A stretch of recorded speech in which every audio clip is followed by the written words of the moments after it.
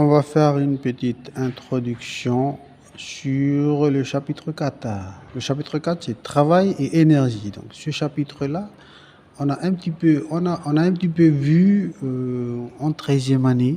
Donc, vous avez encore des petits souvenirs dessus. Ok, le travail. Le travail, c'est quoi? Le travail, on a vu l'année dernière avec la formule suivante. Donc, le travail se note avec la lettre W. Ok, et ensuite AB, ça veut dire quoi? AB, ça veut dire que on se déplace de A à B. Ok, et ensuite, entre parenthèses, on met la force à l'intérieur de la parenthèse avec un vecteur. C'est égal à quoi? C'est égal au produit scalaire. Produit scalaire. Produit scalaire, c'est quoi? C'est produit de deux vecteurs. Ok, produit scalaire en mathématiques, c'est quoi? En mathématiques, c'est la valeur du vecteur multipliée par la valeur du vecteur déplacement multiplié par le cosinus d'un angle. L'angle ici, c'est l'angle entre F et AB. Okay? L'angle ici, c'est l'angle entre F et AB. Donc, regardez bien la première ligne. On a le produit des deux vecteurs. Ensuite, à la deuxième ligne, ce sont des valeurs. Okay? Il n'y a plus de vecteurs dessus. Ok, le travail, en fonction de la valeur de l'angle, cosinus, lui, il peut être positif ou négatif. Donc, si l'angle il est compris entre 0 et 90, le travail sera positif. On dit que le travail est moteur. Si l'angle il est égal à 90, le cosinus de 90, c'est 0, donc on a un travail qui est nul. Okay? Si l'angle est plus grand que 90 et plus petite que 180, ici le cosinus de l'angle il est négatif, donc on aura un travail qui est négatif.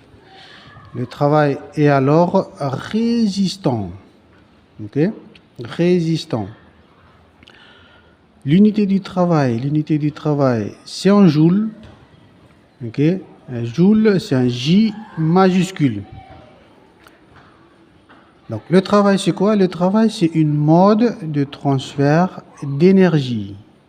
Ça veut dire qu'au départ, on peut avoir l'énergie. Donnons un exemple ici. L'énergie solaire se transforme en énergie électrique par l'intermédiaire des panneaux solaires, on va dire comme ça. Qu'est-ce qui se passe vraiment à l'intérieur des panneaux solaires? On a le travail. Okay? Le travail d'une force qui se passe à l'intérieur du panneau solaire qui fait qu'on a une transformation de l'énergie solaire en énergie électrique. Donc, l'année dernière, on a vu trois formes d'énergie. La première énergie, c'est l'énergie potentielle. L'énergie potentielle, c'est quoi? C'est une énergie qui dépend de la hauteur. De la hauteur, de l'altitude où se trouve le système. Sa formule, c'est quoi? C'est la masse fois l'intensité de la pesanteur fois la hauteur. Okay? Ensuite, son unité, ça reste le joule. Et ensuite, on a vu aussi l'année dernière l'énergie cinétique. L'énergie cinétique, c'est quoi? L'énergie cinétique, c'est une énergie qui dépend de la vitesse d'un système. Okay? Si un système se déplace, alors elle possède une énergie. Sa formule, c'est quoi? C'est 1/2 fois la masse fois la vitesse au carré. L'unité, c'est en joule. Okay? Et on a vu aussi l'énergie mécanique. L'énergie mécanique, c'est quoi? L'énergie mécanique, c'est la somme de l'énergie potentielle et l'énergie cinétique. Donc ici, comme on va voir le travail d'une force, ça va être soit la transformation de l'énergie potentielle en énergie cinétique ou bien de l'énergie cinétique en énergie potentielle. Voilà. C'est une petite rappel, un petit rappel pour tout ce qu'on a vu l'année dernière. Voilà, merci.